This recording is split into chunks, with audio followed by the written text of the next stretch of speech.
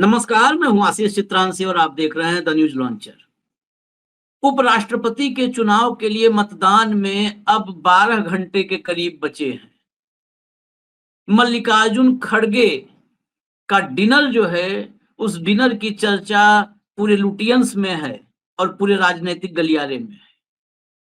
कांग्रेस की तरफ से तमिलनाडु में प्रेस कॉन्फ्रेंस की जा रही है। बिल्कुल आखिरी समय, जब चुनाव के आखिरी समय में जो एक्टिविटी होती है, वो एक्टिविटी अब सब जगह दिखी जा रही है, चाहे वो एनडीए हो या इंडिया गठबंधन, दोनों तरफ दिखी जा रही है। लेकिन ऐसे वक्त में मतदान से करीब 12 घंटे पहले खड़गे साहब के डिनर की चर्चाओं के बीच कुछ झटके ऐसे लग रहे हैं एनडीए को, जो बीजेपी के माथे पर पसीना ला रहे हैं।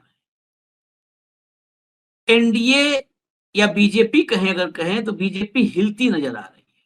हालांकि कोशिश पूरी है, मोदी और शाह और उनकी पूरी टीम कई सांसदों से लंबी लंबी मीटिंग कर रही है। लेकिन इसी बीच खबर आती है कि 11 सांसद, 2 पार्टियां, वो एनडीए प्रत्याशी के पक्ष में मतदान नहीं करेंगे। मतदान सिर्फ एनडीए प्रत्याशी के पक्ष में नहीं, वो इंडिया प्रत्याशी के पक्ष में भी नहीं करेंगी, वो एब्सटेन रहेंगी मतदान के दौरान। इसके अलावा एक समाजवादी पार्टी के सांसद ने जो दावा किया है, उस दावे की चर्चा इस वक्त लुटियंस में जबरदस्त है। उस सांसद का दावा है कि एनडीए के कई सहयोगी, सुदर्शन रेड्डी जो इंडिया गठबंधन के उपराष्ट्रपति पद के प्रत्याशी हैं, उनके पक्ष में मतदान करने वाले हैं। कई सहयोगी जो बीजेपी के हैं, मोदी के हैं, मतलब एनडीए के पार्टनर, हिस्सेदार हैं, वो कई हैं। ये तीनों खबरें एक साथ अगर समग्रता से देखें तो बीजेपी के भीतर थोड़ी टेंशन वाली माहौल को तो जनरेट कर ही रहे, पैदा कर ही रही। क्योंकि बीजेपी सिर्फ जीतने पर फोकस नहीं कर रही थी, बीजेपी मार्जिन पर फोकस कर रही थी। बीजेपी इंडिया गठबंधन में सेंधमारी पर फोकस कर रही थी कि इंडिया गठबंधन से कितना क्रॉस वोटिंग करवाती है। अगर एनडीए से दो सांसद भी क्रॉस वोटिंग कर देते हैं तो ये उपराष्ट्रपति चुनाव के नतीजों से अलग एक बड़ी जीत इंडिया गठबंधन की होगी। वहां सुदर्शन रेड्डी हार भी जाएं, अगर 2-4 भी क्रॉस वोटिंग हो गई, ये संदेश हो जाएगा, अब ये सरकार नई नहीं है, 2029 तक के लिए सरकार है। अभी से इंडिया गठबंधन को ये संदेश मिल जाएगा कि एनडीए के भीतर सब कुछ ठीक नहीं चल रहा है। एनडीए के भीतर ऐसी जगह है जहां पर हिट किया जा सकता है, जहां पर अगर सही जगह पर चोट की जाए तो एनडीए गठबंधन दरक सकता है, बिखर सकता है। ये संदेश चला जाएगा। लेकिन इस सबके बीच में मैं जरा खबरों को आपको दिखाऊं, और खबर दिखाने की कड़ी में सबसे पहले मैं संजय राउत का बयान सुनवाना चाहता हूं। जरा संजय राउत का स्टेटमेंट है, उसको जरा प्ले कर दीजिए पहले, फिर बाकी खबरें दिखाएंगे। देखिए, मॉक पोल तो कल एनडीए के लिए भी हो गया।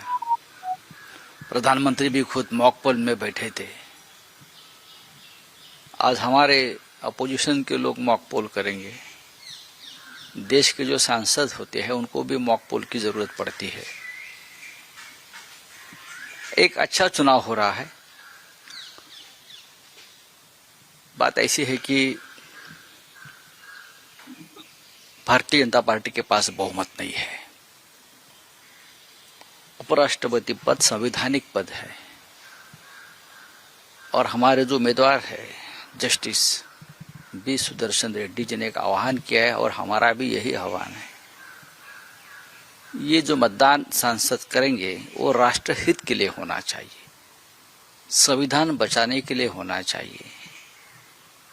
देश का आत्मा और हमारी अंतरात्मा की आवाज सुनकर हमारे सांसदों ने मतदान करना चाहिए है हमारी सबकी एक भावना है। जिस तरह की हालत देश में बनी है, देश के पूर्व उपराष्ट्रपति आज भी गायब है। ये नज़ारा क्या दिखाता है कि लोकतंत्र में सब कुछ ठीक नहीं चल रहा है। जो अपनी रीढ़ की हड्डी दिखाएगा उसको गायब किया जाएगा। तो आने वाले उपराष्ट्रपति पद को भी बहुत सावधान रहना चाहिए। सर, बाकी दलों से भी आह्वान करेंगे क्या? हमने किया है, बातचीत चल रही है, बातचीत हो गई है सबसे। तो अब देखेंगे क्या होता है, चुनाव है। बातचीत हो गई है सबसे, किससे हुई है ये नहीं पता है, लेकिन इसी बीच चाहे आप इसको सियासी शिगुफा कहें या बातचीत से निकली हुई कोई कंक्रीट जो है ठोस नतीजा, जो भी आप कहें, मैं आपको एक अगली खबर दिखाता हूं। उसकी हेडलाइन पहले देखिएगा, हेडलाइन देखिए खबर की। उपराष्ट्रपति चुनाव से पहले भाजपा के माथे पर पसीना, सपा सांसद के दावे से लुटियंस दिल्ली में खलबली। अब ये दावा क्या है, जरा दावे पर आते हैं। दावा दिखाइए जरा, फटाफट ले आइए, ये देखिए, आप पढ़िए इसको। सपा के सांसद वीरेंद्र सिंह हैं। सपा सांसद वीरेंद्र सिंह ने सोमवार को कहा, भाजपा जिस लड़ाई को एक तरफा मान रही थी, अब उसे पसीना आ रहा है। कहीं न कहीं वे डरे हुए हैं, इसीलिए वे अपने सांसदों को 6 घंटे तक बुलाकर उनसे व्यक्तिगत बातचीत कर रहे हैं। जो मैंने कहा था ना, व्यक्तिगत लंबी-लंबी मीटिंग हो रही है और व्यक्तिगत रूप से हो रही है। उन्हें एहसास हो गया है कि यह लड़ाई उतनी आसान नहीं है, जितना उन्होंने सोचा था। उन्होंने आगे कहा कि उनके उम्मीदवार की पृष्ठभूमि आरएसएस की है, जबकि एनडीए के सहयोगी धर्मनिरपेक्ष वोटों से जीते हैं। ऐसे बहुत सारे हैं, उसमें चाहे चंद्रबाबू नायडू की पार्टी हो, नीतीश कुमार की पार्टी हो। हालांकि नीतीश कुमार की पार्टी तो पूरी तरह से अब वो बेसिकली भाजपा में विलय भर नहीं हुआ है, बाकी सब हो चुका है। तो ये जो पॉइंट है कि कई सहयोगी हैं जो धर्मनिरपेक्ष वोटों से जीते हैं, इसमें है वाकई कई पार्टी। ऐसे में वे अब दुविधा में हैं कि अपने मतदाताओं को क्या जवाब दें। ऐसी परिस्थिति में बहुत सारे एनडीए के साथी जो सरकार के साथ हैं, वह उपराष्ट्रपति चुनाव में इंडिया के उम्मीदवार को वोट देंगे, यानी बी सुदर्शन रेड्डी को वोट देंगे। ये चर्चा, ये दावा जब किया वीरेंद्र सिंह ने, उसके बाद से ये चर्चा बड़ी गर्म हो गई लुटियंस दिल्ली में। लेकिन इतने पर मामला नहीं है। एक अगली खबर देखिए, हालांकि इस खबर में बहुत सारी अलग-अलग विश्लेषकों की अलग-अलग राय है। उपराष्ट्रपति चुनाव से एक दिन पहले, एक दिन ये तो बहुत ज्यादा लिखा है, ये समझ लीजिए कि 15 घंटे 16 घंटे पहले, पहले बीजेडी और बीआरएस का बड़ा ऐलान, वोटिंग से दूर रहने का लिया फैसला। उपराष्ट्रपति चुनाव के लिए 9 सितंबर को सुबह 10 बजे से मतदान शुरू होकर शाम 5 बजे तक चलेगा। बीजू जनता दल और भारत राष्ट्र समिति ने मतदान से दूर रहने का फैसला लिया है। अब ये हटा दीजिए, मैं आपको बताता हूं ये क्या है मामला। बीआरएस, भारत राष्ट्र समिति, जो तेलंगाना टीआरएस से बीआरएस हो गई, चंद्रशेखर राव की पार्टी। चंद्रशेखर राव की पार्टी अब उनके पुत्र के हाथ में है, पुत्री को तो बाहर का रास्ता दिखा दिया। वही कार्यकारी अध्यक्ष हैं केटी रामाराव।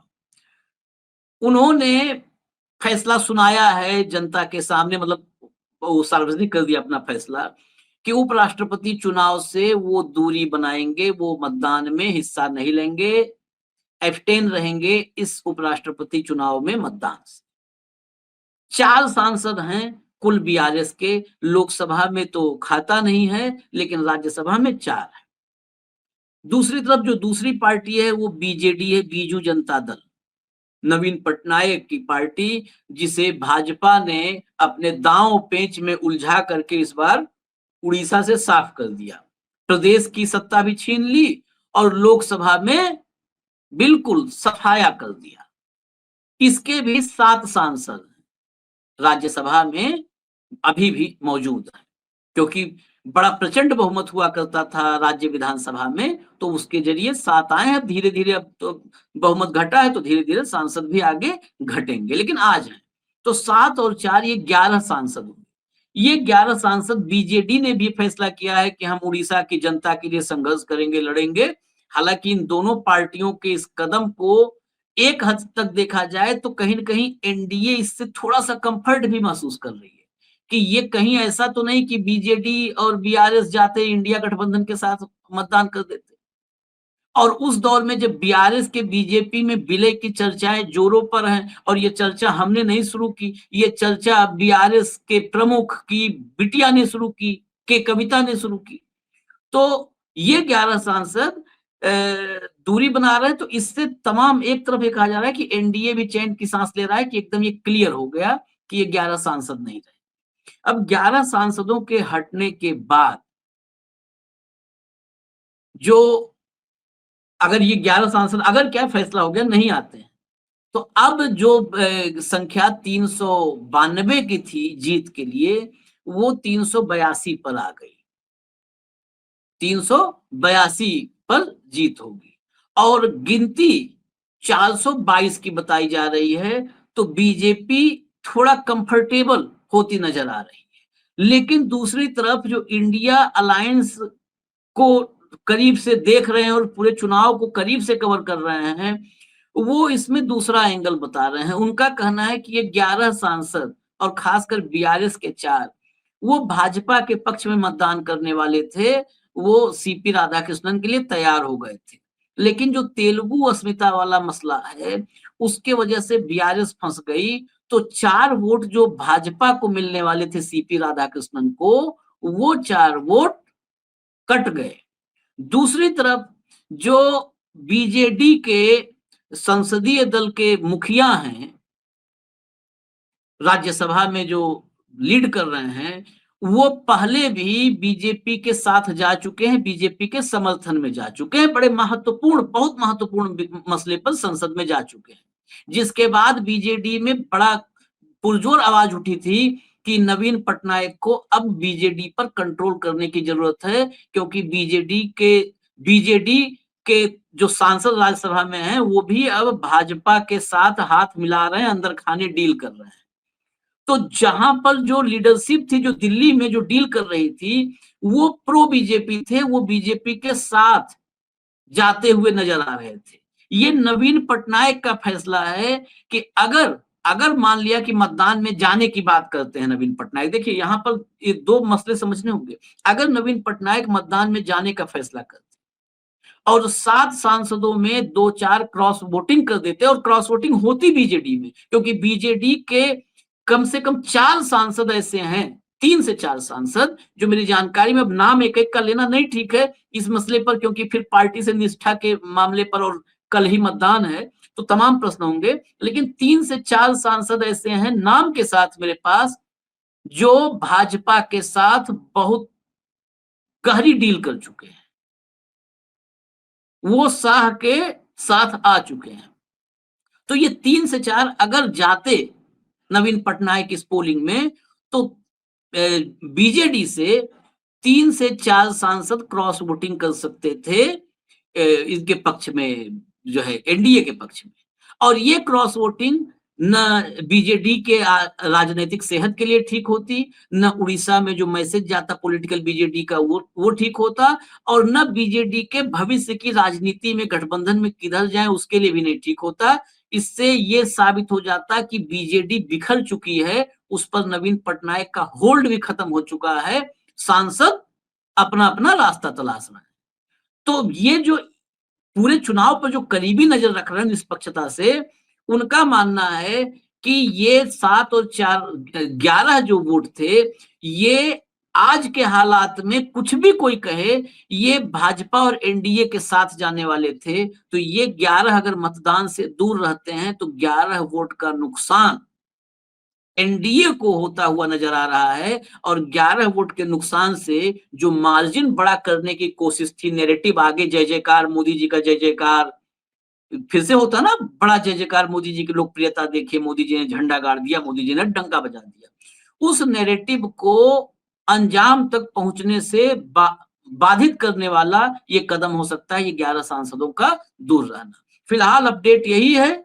अब बाकी खड़गे साहब के डिनर के बाद क्या नजारा आता है और क्या कुछ होता है, कुछ फेरबदल होता है, अगर कुछ ऐसा होगा तो हम आप तक अपडेट लाएंगे। फिलहाल मुझे इजाजत दीजिए, नमस्कार।